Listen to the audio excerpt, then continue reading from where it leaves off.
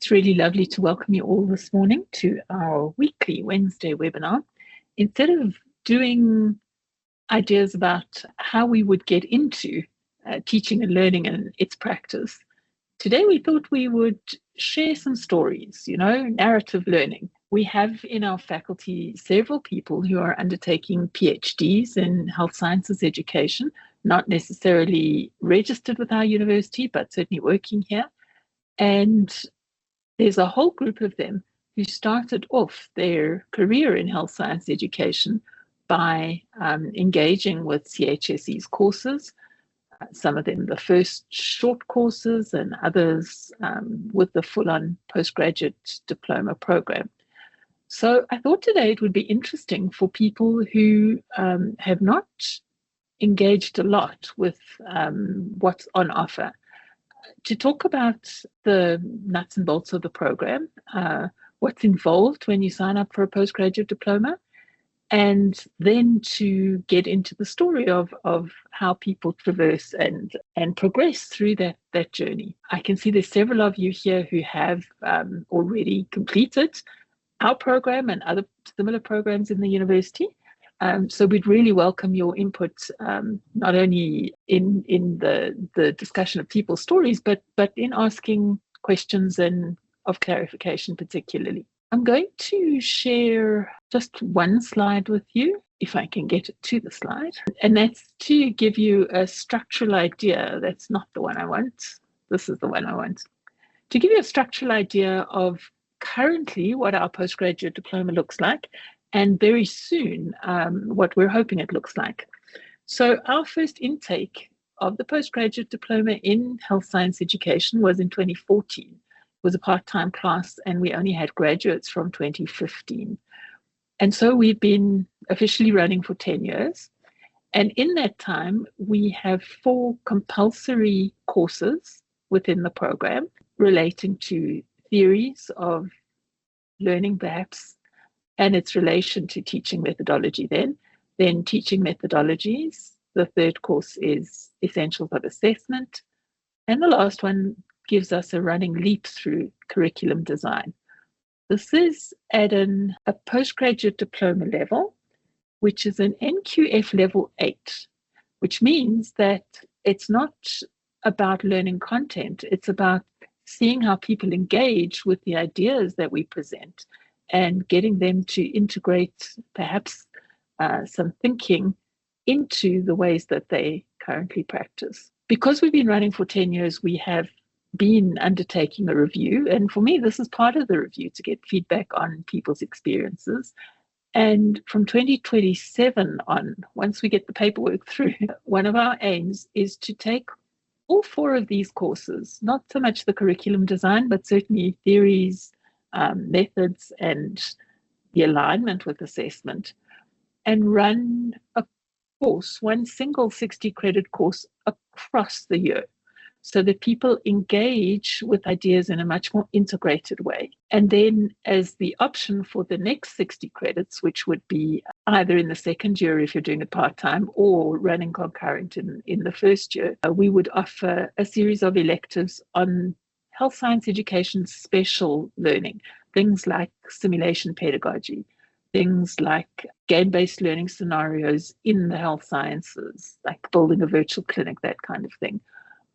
Or more philosophical things, or more things related to setting you up for research. So our experience has shown us that it's easier for people when they see things in an integrated way, and that's the way we're going to move. Having said that, this is the original curriculum for people who started off in our health science education postgraduate diploma, and this was what they experienced as they traversed that learning. So it's my great pleasure today to introduce to you 2 of our diplomates from this course who have both gone on to register for PhDs in health professions education. I welcome today Dr. Stuart Pattinson from UMI. You guys probably all know him. And also from UMI, Dr. Anastasia Ugwuanyi. So Anastasia and Stuart, welcome. Thanks for coming along to join us today. Thank you for having us. I thought we could start off by you giving a little bit of background of what your training was, where you come from, And what made you sign up for our postgraduate diploma? Maybe Stuart? Yeah, go first. Yeah, I can go first. Thanks very much for having me here. This is something I love to talk about, so it's good to be here. So I'm a medical doctor by undergraduate training. I studied at Tux, so I wasn't a Wits graduate. And then after completing my internship at community service, both of which I really enjoyed, you suddenly get that horrifying realization that you need to find a career path and that someone's not going to hand you a job and you needed to put together a CV and start interviewing and start progressing your career. And I didn't really know what I wanted to do. I knew I wanted to study further, but in my mind that meant specializing, but I couldn't quite decide what to pick and which direction to go in. I was lucky enough to get a job in emergency medicine, where I had a great head of department that was very encouraging of us to sort of pursue our interests. And the one interest I really had was teaching. So I took on sort of the teaching portfolio within the department, teaching students and interns and giving some lectures in the GEMP 1 program at WITS, which was sort of part of the responsibilities of that department. But what I was encouraged to do, because I wanted to study further, is to do the postgraduate diploma in health professions education. So I didn't know much about it, but I kind of didn't want to, everyone I knew was doing something. And I was like, I've got to do something. And I wanted to do something I was interested in. So I signed up for the postgraduate diploma while I was still working full-time as a medical officer in emergency medicine. So I wasn't working at the university. I hadn't thought of teaching as a career. I thought of a diploma in teaching being something that'd be useful on a CV, no matter what job I applied for. And it took a very short amount of time in the postgraduate diploma to realize I discovered what I actually wanted to specialize in. So I did the postgraduate diploma because I thought it would be interesting and useful on a CV, and in doing it, I discovered my career path. And so that was sort of my journey to the PGDip.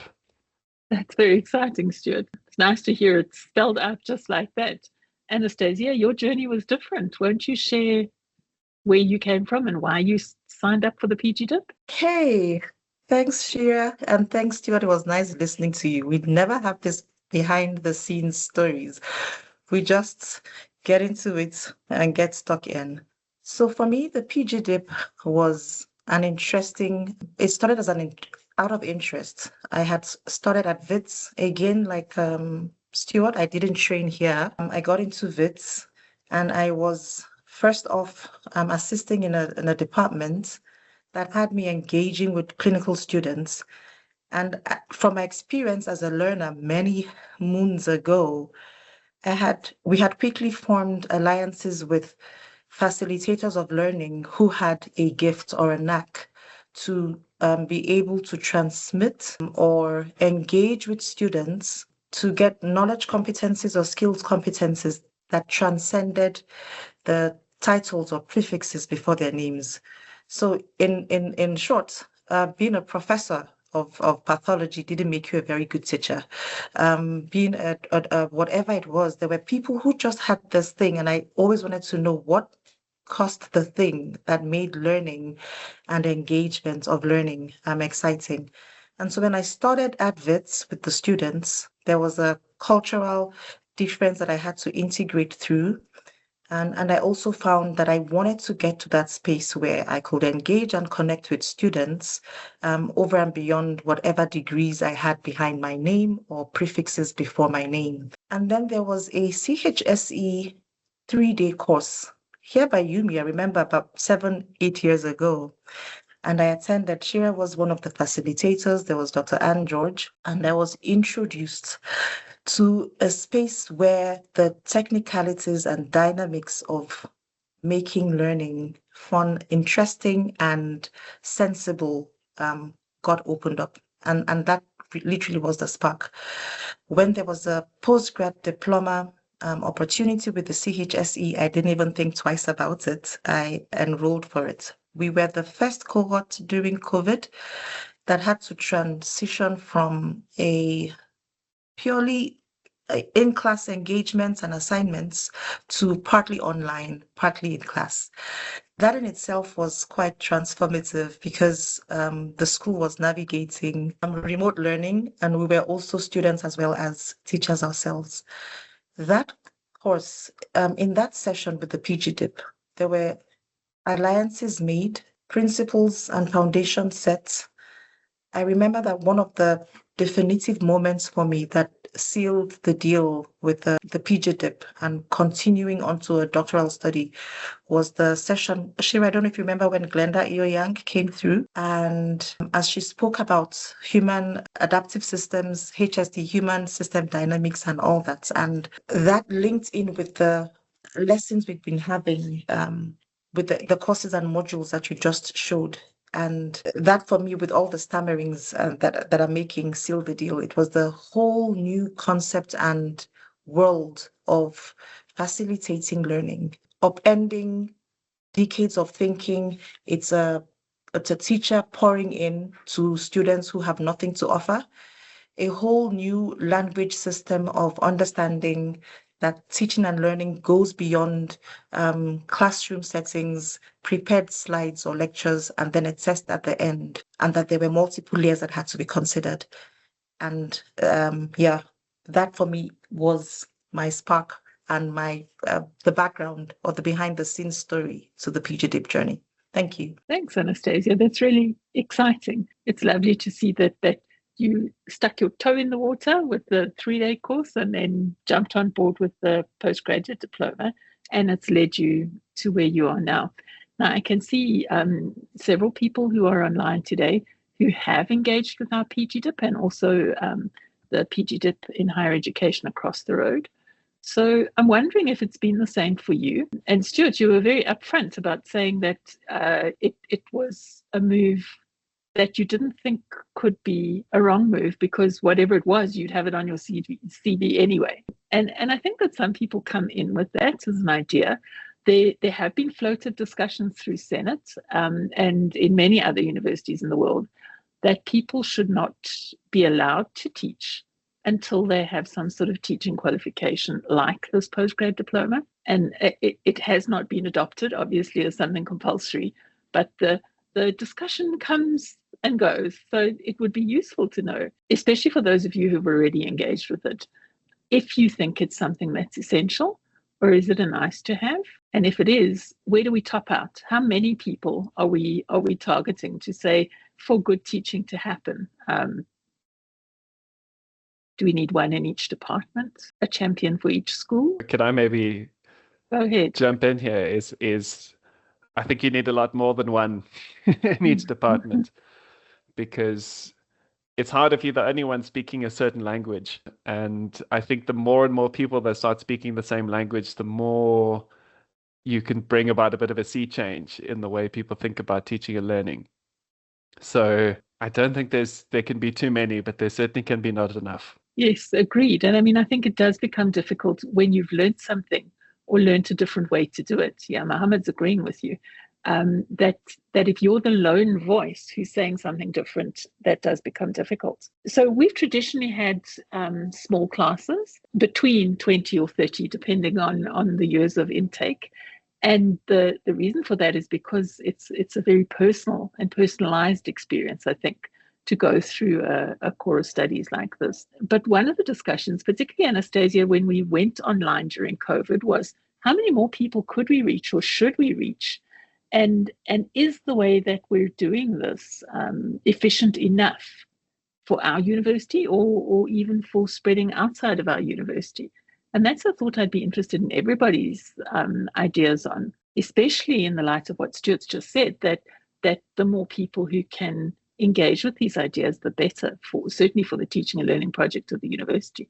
Shirra, is that directed to me or is that an open, anyone? It's an open question, but tell us what you think, Anastasia. From my personal experience, and then also seeing I'll call it a movement, grow to capacitate people in the space who think and wear the hat of facilitating learning differently from or different from the hat of being clinicians or professionals, and understanding that the journey to becoming for students and facilitators is essentially that a journey and a collaboration.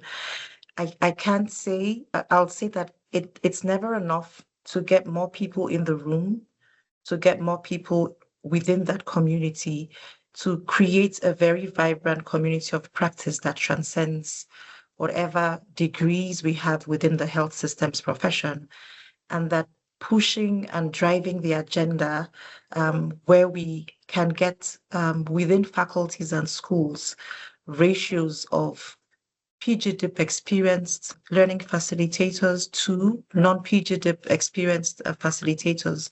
To have that as a majority will change the very face of the professionals that we graduate in a couple of years' time. So I'm all for the more, and I'm so excited to see that we have a class that is filled. When we did have that, when we started, I remember that our class, we were about 15, and we were all coming in our numbers, little numbers from the different spaces of siloed engagement with students. I was the one from my unit. There were two from oral health and dentistry. There was one from across the road. But now, if we can move into a space where there is the herd effect, where there are more people who understand not just the language of teaching, learning, and assessments, but also understand the theories that underscore effective facilitation. For me, that would be best prize if that can happen within the shortest possible time.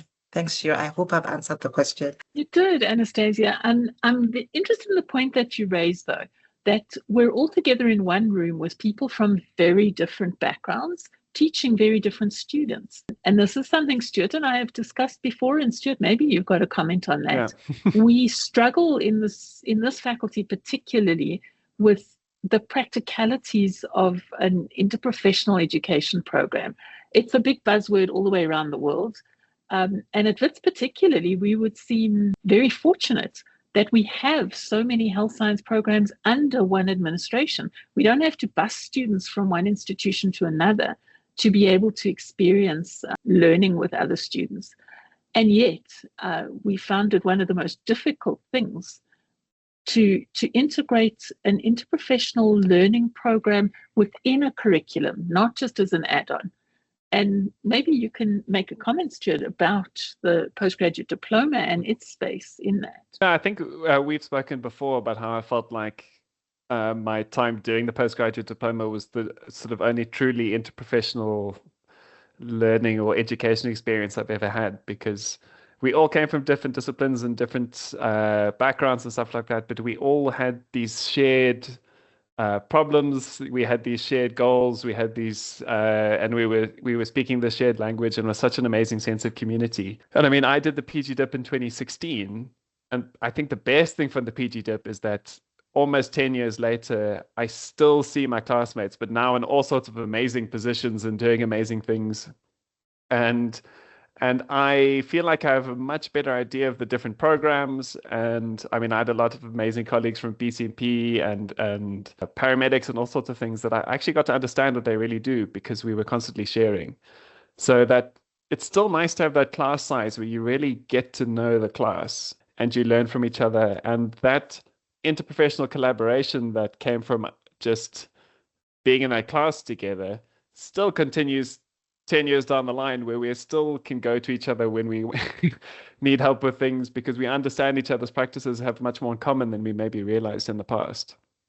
So that the PGDip as an opportunity to break down a lot of silos was amazing for me. And the fact that that has continued years later has also been a very special, particularly one of the most memorable parts of the PGDip. That's very exciting, Stuart. Anastasia, he said something that sparked you. My word, yeah. So I reflect on what Stuart mentioned now. First off, the introduction to literally what interprofessional education meant and its ramifications started within the PGDip space. But I will just want to share an experience. So one of the classmates that I had, she graduated with a distinction. Some of us struggled. It was a lot happening. Was Joni Brenner, and Joni is totally not a health science professional, but she got into the space from an interdisciplinary, so I'm moving from the interprofessional space of learning even to the interdisciplinary space of learning. 5 years down the line, I'd met up with Joni, the wonderful work she does in introducing art into health science education, and I had the good fortune to start off with the first year course last year, people, family, community. And I was given carte blanche to some extent with the ropes, and I said, this is a space that we should be practicing what we've been learning in the PGDip space and the health science education space. And we explored arts as a medium of learning. And Joni's capacity to bring in, and we explored having students in the museum space. We explored having students work with clay. And this wasn't just playtime. There were learning outcomes. We tried to justify with theories of learning what was happening. And we were able to bring in the principles, the hardcore. I remember, I don't know what the experience is for the others, but when we did theories of learning, for many of us, we've been very, very science focused.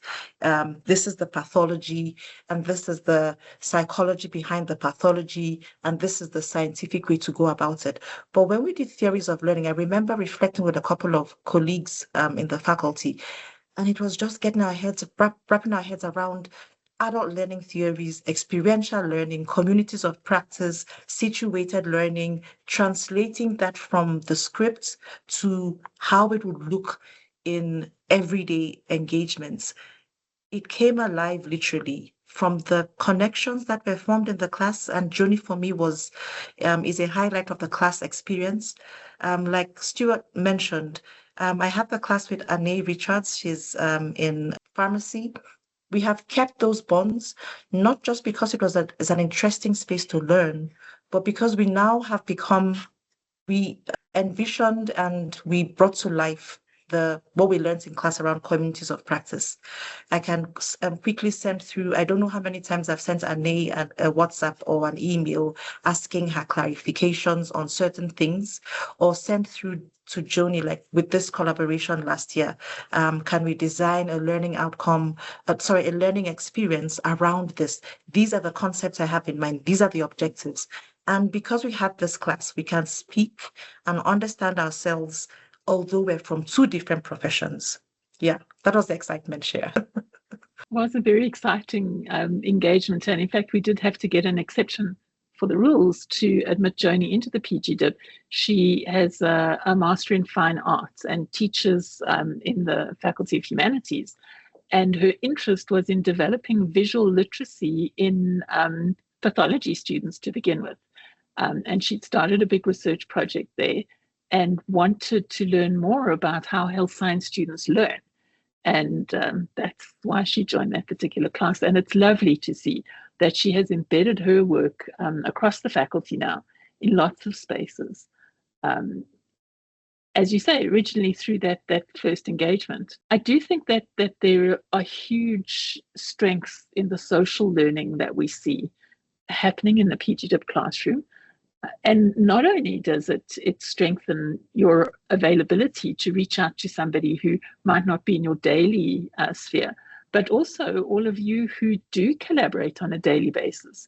I can see when teams come together and they do the work together, it makes it so much more accessible to all of them. And it's a space for them to really learn from each other, not necessarily in the formal classroom environment, which I think also has its strengths. I mean, Mohammed, Stuart, within your team, there are lots of people who've now done the PGDip, and I see the encouragement for all the new ones to come in and do that too as a social learning space. Okay, so Anastasia touched on it a little bit, but one of the things I'm keen to pursue is the concept of this longitudinal program. The PGDip, if you do it as fast as you can, takes a whole year or 2 years if you're going to do it part-time. And that kind of thing sitting on your head, knowing that you still have that engagement, compared to, for example, if we were to offer short courses, a short course in assessment or a short course in how to develop new courses, little just-in-time learnings. So I'm interested to know from everybody, but from you guys in particular, what attracted you to the longitudinal program? And do you think that the nature of the program, knowing that you were there for the year, made a difference compared to choosing to do even things that we have available now, which maybe weren't so in the beginning, things like Coursera and edX and those kinds of courses.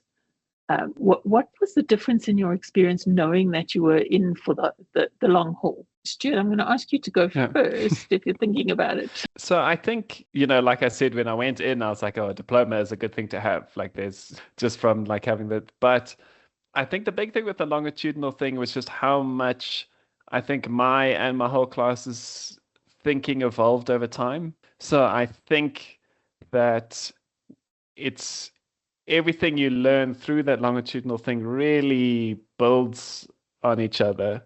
And the conversations you have every time you come back for the next module or the next contact week and stuff like that, you're not starting from scratch again. And you're starting as you gradually start to understand each other's practice and what everyone's doing. And we've started to have those conversations and you can start to see how things are changing over time. I think the depth of learning is much more. And I think that opportunity to really shake up your thinking and put you out of your comfort zone and then to go and try things and come back and reflect on that, I think is hugely valuable. So that longitudinal learning where you can see how your practices evolve over time and you can go out there and try it. And often in real life, these things are very different when you're actually trying to do it. And to come back and reflect on that and get people's other insights and experiences is what made the learning so valuable. And if I think of myself at the start of the PGDip versus at the end, there was a big transformation there that I don't know would have happened with a handful of short courses in the same way.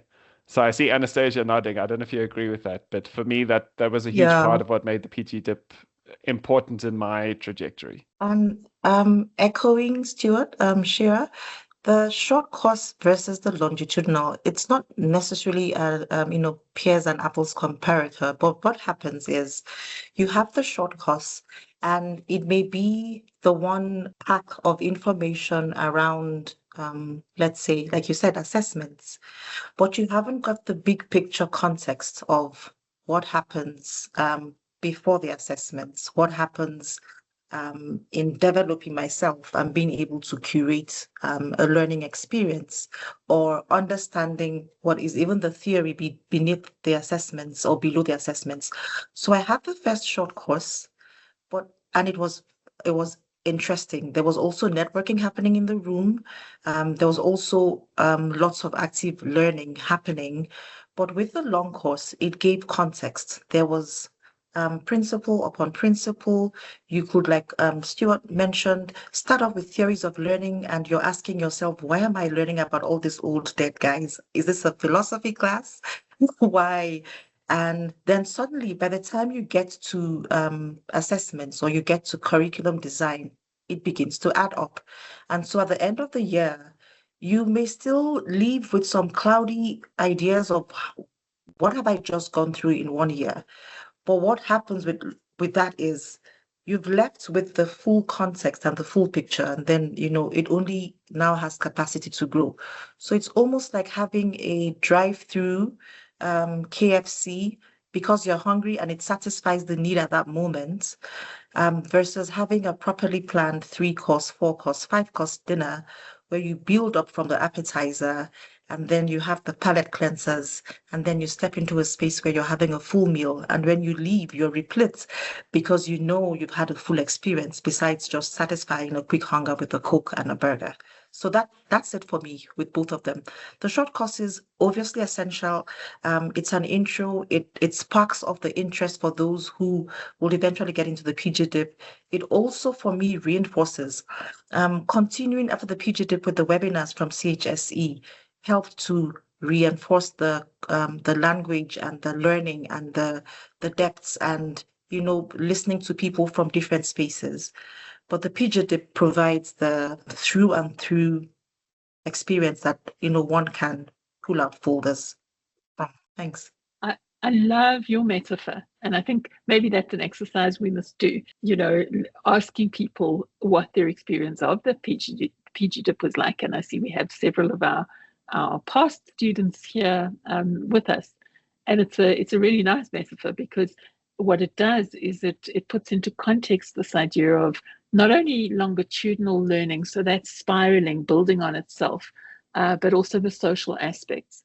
And there is something that I want to touch on that I see in a lot of people, diplomates who've finished the course, is that you come in wanting to learn content, wanting to learn things, as you say. What year did this guy do this theory? And we're going, it doesn't really matter. Like whenever it was. The point about it is that you engage in different ways of thinking, which leads you to thinking about your own learning, which then helps you to develop different ways of teaching. And the idea that education is transformative in and of itself, I think, is something that comes across in the PGDip, or that level of conscientization that actually you're not just a little anonymous keg in this whole university process, that you can be this fantastic persona who really makes a difference with the students who come through year on year. And I think that it gives you a different perception of yourself and your own capability, and that only happens over time. I don't think that's something that you can get in a 1 hour webinar or a 10-minute how-to video. I think that those things add once you've got some idea, but that something like this is a slow process.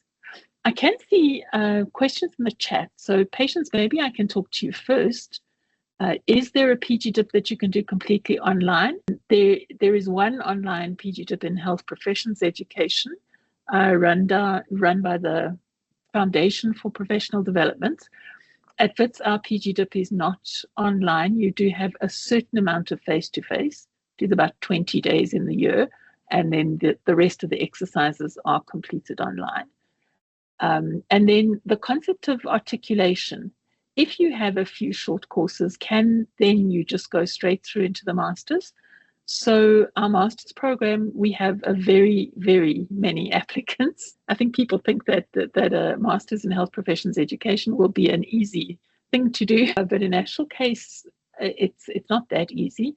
You do have to have had teaching experience, because the master's program is at an NQF level 9, which means that you have to bring a lot of your own experience towards the coursework that's there. So if, for example, we're doing a course in assessment at a master's level, we're not going to say, these are 5 kinds of assessments we want you to learn about. We say, what are your gaps? What are you comfortable with doing, and what are you not comfortable with doing, and why? And how do we work through that kind of theory? Continue, Patience. What's your question? Yes, thank you so much, Shirra. So I've done a lot of courses in assessment, some more extended, some shorter, in blended learning, in teaching in the 21st century, and have I think about 3 years of lecturing experience here at Wits as well. So I was just checking, I think, online on the things that I taught in the PGDip HE, and I was just wondering if that's more appropriate, or I'm just going to feel like it's redundant. Should I then go straight to a master's and like trying to really see if I'm getting a qualification that's adding, or just being redundant in the qualifications that I'm getting. So I was just wondering, like, would that be an option to just go straight into a master's, or do you think I wouldn't be so bored after doing all those other Viz courses going into a PGDip? Yeah. So I'd be interested to hear from some of you others who have done the PGDip. My gut feel is, of course, that you wouldn't be bored, because of how we're discussing how the PGDip turns out, that you build connections, that you really strengthen your concept of social learning, and how you put it together for yourself instead of having small pieces. I mean, I know the courses that you're speaking about, like the 21st century course, speaks specifically about pedagogy, but it doesn't go into some of the theory and the background of why we do what we do. So how we designed the PGDip was to give a basis for people to understand even what the questions in the area are, not necessarily the answers, because they're different answers for different contexts, but to give you the tools to think about, where would I find information on this, and also how do I put it together in terms of that alignment, one thing to another, why what I'm doing in the classroom has impact on how the students perform in the assessment or how we design other things. So it's something we could take offline and talk about one-on-one. But honestly, I have found that our students who come through to the master's program, who have got the PGDip as a grounding, pick it up and run with it. Whereas some of those who've done either PGDips elsewhere or in other contexts might struggle to see why we're doing what we're doing. And Janelle, that speaks to your comment about the PGDip in nursing education. I do know nursing is the only place where you can't teach students unless you've got the PGDip. I do think that our PGDip takes it a step further. We have had people in our master's program with a PGDip in nursing education. And a lot of it is that we try and help people to think differently and think about their own context differently. Whereas in the nursing education PGDip, a lot of it is about, tips and tricks and tools, how you might want to be teaching better. So different approaches, but for sure, certainly worth another discussion. Anybody else got comments about specifically the longitudinal nature of the PGDip? I know a couple of you here have only just finished, and most people go, "Sure, it was exhausting. We got through." Yeah, it's not a short program. It's not a small program, and I think that coming into it, that's something maybe you have to bear in mind, because there are a lot of people who are very busy, who try and do it as a by the way, and then find out that it's a full program. It's not a by the way. I think one of the nice things about the PGDip is so much of it, particularly the assignments and assessments and things, bring it back to your own practice and reflection on what you are doing.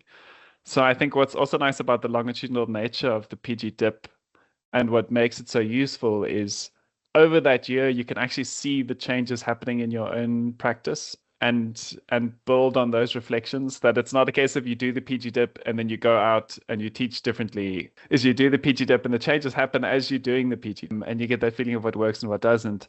And then as someone that went on to do the master's directly after doing the PGDip, I think I went back to that PGDip stuff all the time, because everything we did was built on that foundation of knowledge that I think was incredibly important. So Stuart, that's an interesting segue. Go ahead, Anastasia, just to add on.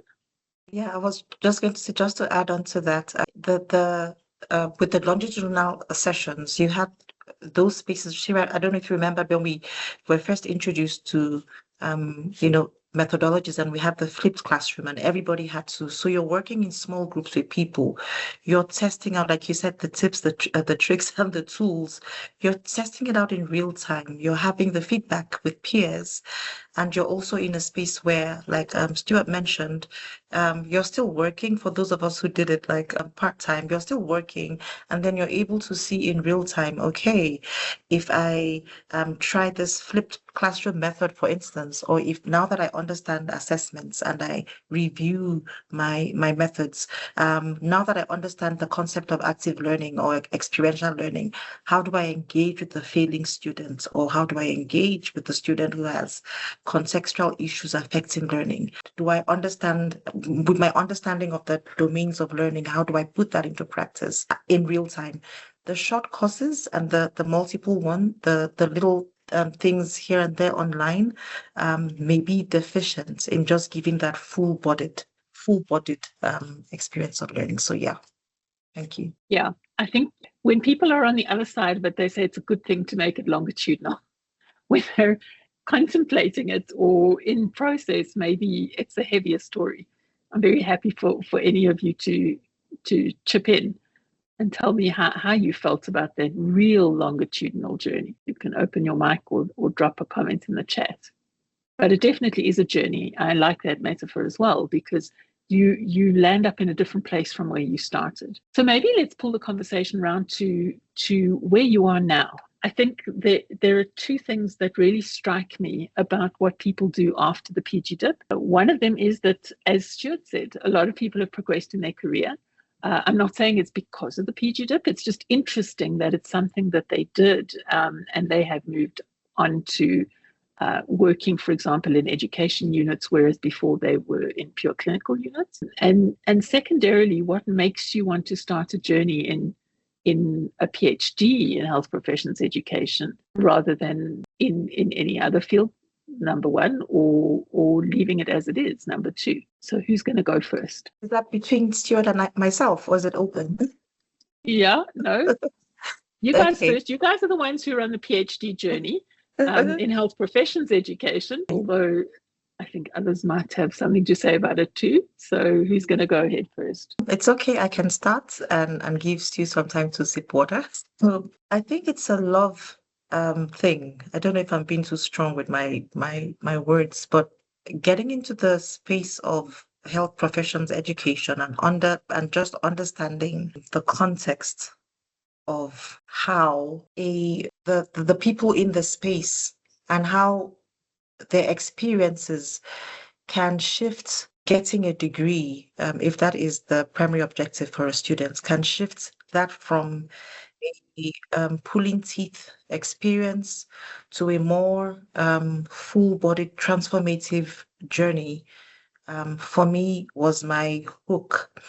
And moving on to getting a PhD became just a natural progression of things where you go to conferences. So one thing the PGDip also did was that it now opened up bigger spaces and bigger communities beyond the CHSE space to international spaces of learning or of meeting people who are in health professions education. I mentioned the Meet with Glenda area and through this, and then getting onto spaces like SAHI and listening to the impact a health professions educationalist can make in the framework of producing health professionals by the way they understand what underscores that. Opened up for me a desire to, this has to continue. One of the other things that also sparked the curiosity to keep pushing this encounter for me was, for interesting reasons, I've always had to be in, well, until last year, I've always been in spaces where it's either a startup of a journey of learning with unique learners, either transitioning in terms of a geographical transition, or transitioning in terms of levels of education from high school to university. And the capacity that a properly situated and focused engagement makes in unpacking what that transition means for the learners and for the learner and for the facilitator, just sparked the journey. It became, okay, this introduction to things like, for me, my PhD is looking at social accountability within the WITS environment and medical education. I had now had my eyes had now been opened to how there are things beyond just having a 9 to 10 o'clock class lecture with students on a pathology, goes beyond just that. But what impact does this have on the community when you start looking at graduate attributes and who the identity formation of a student? So it was a spark from the PGDip space. It was, you can't drop the ball at this point. You just have to keep going. And I don't think the doctoral study or getting a PhD at the end of the day ends the journey, because it just keeps evolving. It's the richer, nuanced conversations happening in more spaces. And yeah, I'll pause. I have a tendency to talk on. That's really exciting. Stuart, you want to join the conversation? So it's a little bit about how my career has progressed since I think I was just a few weeks into doing the PGDip when I was living on the Wits Vacancies website, desperately trying to find a way into what I realized what I wanted as a career as a teacher. And I think the PGDip made a huge difference to how I went about teaching and how I engaged with students. And then you will remember that I, straight after the PGDip, was desperate to get into the masters, because the nice thing with the PGDip is you start to get more and more involved in curriculum, you get more and more responsibility, and then start to realize that there's a need, that there's not a lot of people with this area of expertise and specialization, that as you're talking about, we're hoping to get one person with a voice in the room. But in the health sciences, so many people are teaching because of their area of expertise rather than their knowledge and experience of teaching. And it just seemed like there was such a need for our students, whether that's undergraduate or postgraduate students. And then having done the master's, which was an incredible learning experience, I think, because I learned about research and I learned that I really like research, particularly qualitative research, plus the coursework took everything to a much greater depth. I realized that I saw it as a specialization that I wanted to go into. And I also realized that if I wanted wider and wider change to happen, you kind of needed to speak the language of research and evidence. And a huge motivation to go into the PhD was that to bring about change, it really helps to have research being done in our local context that shows that change is needed and where that is. So I think that love of being involved in teaching, but also seeing the need, that the things we were learning, and you look out and you see so much of it's not happening, is you realize that if you want to start bringing about meaningful change, then you've got to be part of that change. And I think if you want to persuade people, then you need to be able to speak a language that people in health sciences understand. So that I've just entered the 4th year of my PhD, which I can't believe, but that's how much I've learned about research and the people I've had the opportunity to collaborate with and the guidance I've had in that, I hope has resulted in research that I hope can make a difference. And I think that has been the big motivator to go from that PGDip that really changed what I was doing to wanting to go further and further to bring about meaningful change at a much wider scale, I think is the hope. It's good to have hopes, right? And I do think that if we're looking to engender change, then we speak a lot about transformative learning. But to actually achieve transformative learning, I think, is about us thinking about ourselves differently and thinking about the world differently. And there are communities out there which do strengthen us. So I've dropped in the chat. The first was the reference, and I've left the URL on it, for the SAHI conference next year in the end of June, early July in Cape Town. It'll be useful for people to come to not only share with our WITS colleagues, because we usually have a good WITS contingent, but also to meet other people involved in health professions education across the country, and see how very similar our problems are, and to share in those conversations about different ways that people have tried different things. It's a lovely conference to attend, incredibly collegial, and not so far out of range. Why I've put the URL up there is because abstracts are usually due round about March or April. So there is still time to think about your practice and if you'd like to participate in a conference. And also, it doesn't just have to be health science education research papers. They take a lot of experiential sessions, so you can do campfire stories and talk about your practice in an informal way as well. So it's certainly worth keeping an eye out and getting involved. And then at an international level, there's the International Association of Medical Educators that encompasses all of health sciences. And they also have an annual conference. In 2026, that conference is going to be in Vienna. They are a much larger scale. So with SAHI, you can have 300, 350 people around there. At AMI, they've topped out between 6,000 and 7,000 people. So health professions educators from around the world. And again, it's a fascinating thing to be there and to see the kinds of questions that come up and issues that people are dealing with. And it's very heartening to see that South Africa's not the only place that those issues are happening. There are a lot of worldwide discussions that we can tap into. Abstracts for the AMI conference are usually due by the end of January. So that's something that you need to pay attention to now if you're thinking of going. And if you're thinking of petitioning your head of department for funding, because international conferences can be pricey.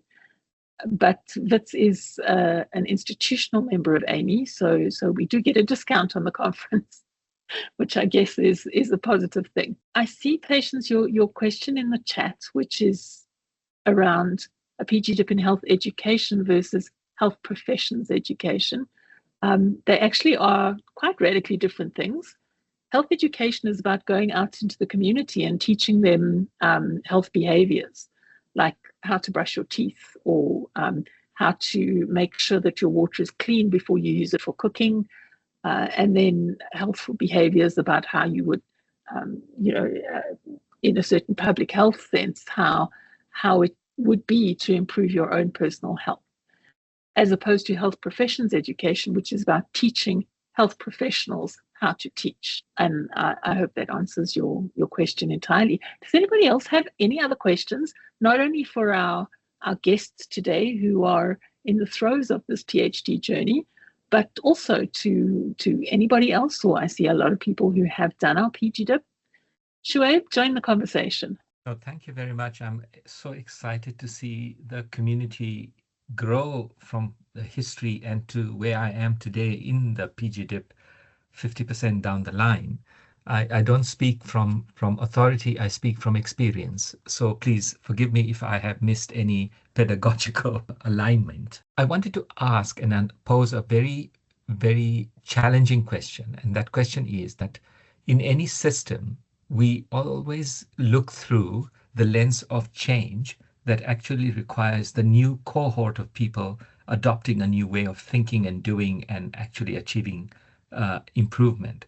But in that system, we also have legacy people who have been taught and groomed through a very traditional way of doing things. And now we use traditional as a placeholder for, I don't know how to say this without being swearing. So why is there no way of actually introducing this sort of thinking? I don't want a curriculum because they don't have time. They're occupying very prestigious leadership positions, etc. But yet have the decision-making capacity of how the entire health sciences education should be delivered, rather conceived, delivered, and assessed at the end of it all. Why is it that we as a cohort of people who've been through this influence that leadership group to think in line with what the future in the next 10, 15, 25 years is going to look like? Maybe you've already done this and you've tried it, you've failed, and you've succeeded in some ways. But I'm challenging that. I think there is a lot of old wood within the system that actually needs to align or actually exit the system so that new blood actually takes on transforming, in the words of Freire, transforming this and aligning with social responsibility. At the moment, from my personal view, it seems that we are not aligned with what South Africa needs as health professionals. And it's glaringly obvious. We don't need to talk about that anymore. Thanks. I know I sound controversial, but I'm a bit upset that we only get told that when you join an organization or an institution, a PGDip is actually a good way of actually introducing yourself to that pathway, which I like. But I think for people who have been in the system for 30, 40, 50 years should also be getting this type of an education in bite sizes so that they also transform where they are. I don't know if I'm making sense, but yeah, I'll leave it there. Thanks, Shrev. You do make a lot of sense. And I hear what your complaint is. The reality of the PGDip, though, is it's not just for entry-level lecturers who start a career at Wits. We do have across the board people from all different phases of their career. And it's one of the reasons why we level the hierarchy. When people come into our space, we're on a first name term, because as Anastasia says, it doesn't matter what your prefix or your suffix is. If you're there to learn, then you're part of our learning community. When speaking about people who don't want to learn, that's more of an issue. Anastasia, you come and join the conversation here. Thank you. I didn't want to cut the flow of thoughts as you responded to Shreib's very relevant input. Two thoughts as he shared came to mind, and as you also expanded. In the class, I don't know, Shirra, if you remember, we had, and I'm careful to drop names, Penny who was at that point already a professor, had been in the system for the longest time, and had obviously was towards the end of her career at WITS. And like you rightly mentioned, we weren't like coming in and we introduced ourselves, the spaces where we were at, and then we engaged. So it is happening. This is a groundswell. I mean, when we did the PGDip, in 2019, 2020, for many people it was, what are you doing? What is this about? I was, like, okay, for a whole year and you have assignments and you're staying awake till 12. What's this? What's the end in this? To now running into the corridor and every other third colleague in a particular department is either on the journey to getting a health professions education postgrad diploma or their master's, or even thinking about a PhD. So Shoaib, I don't know, maybe I'm a very optimistic person, but one of the things that I want to add is creating change, like you mentioned, is not a linear process. It is always like, with the human systems dynamics, it's this whole complex interaction of ideas, people. And I think this conversation lends itself to that it may seem like that change is slow in happening, and translating this to what the community actually receives in terms of the graduates that are produced at the end of the day may be very slow in happening. But for me, the excitement is that the change is happening. The complex spaces where this engagements spark ideas or spark decisions to take on short courses or take on the longitudinal learning of the PGDip HPE are things that come as we continue being curious. And curiosity sometimes is sparked in a coffee conversation with a colleague to say, I'm writing an assignment in my PGDip, or I'm doing my PhD in health professions education. And then the conversation starts. So please don't be discouraged. It's process. Thank you. Thank you, Anastasia. Stuart, I'm going to ask if you have any final words to encourage people to either do the PGDip or continuing on their health professions education journey. So just to say that in my 10 years at WITS, this community that I joined in the PGDip has probably been the highlights of those 10 years. So just if you haven't done the PGDip yet, the chance to, if you really want to feel a sense of belonging at the university and find your tribe, I can't imagine something better than the PGDip for doing that. I'm going to use that as the final soundbite quote of the morning. Thank you for joining us, everybody. We look forward to many more conversations in this space, and a particular thank you to Anastasia and Stuart, both for sharing their journey and for encouraging us in this experience. Thanks, everybody, for joining, and enjoy the rest of the afternoon. Thanks, Sharon. Thank you for having us. Thank you very much, Shirra. Thank you. Bye-bye. Thanks, Thank you. bye. Bye-bye. Thank you. Bye.